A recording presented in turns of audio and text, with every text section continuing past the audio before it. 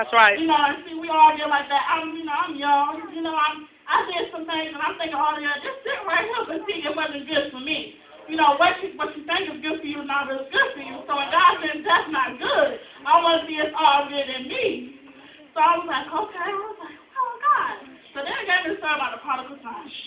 So I was like, okay, and we all know, so we probably all done been down this road where you try to, you leave, I'm not going to say your home, but you leave God's house.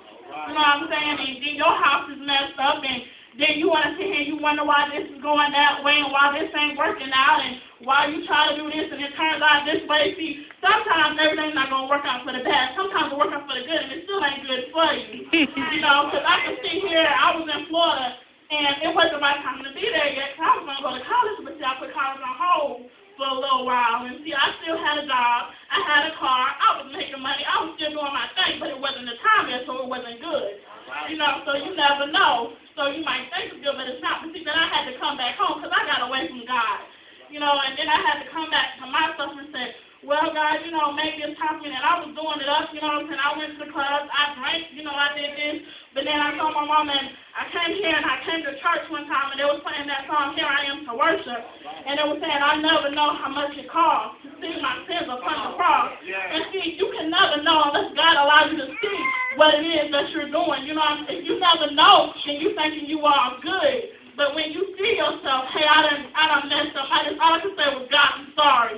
Because, see, I was brought up in the Word. I know the Word. You know what I'm saying? I might not look like I'm quiet most of the time, unless you talk to me, then, I got it up in there.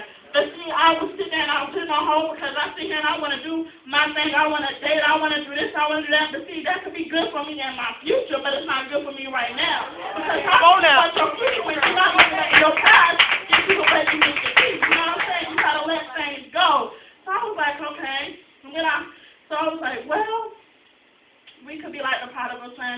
So I came back and, and I got myself together. But see, I thought I was getting myself together. I was getting myself together my way. You can't do it your way.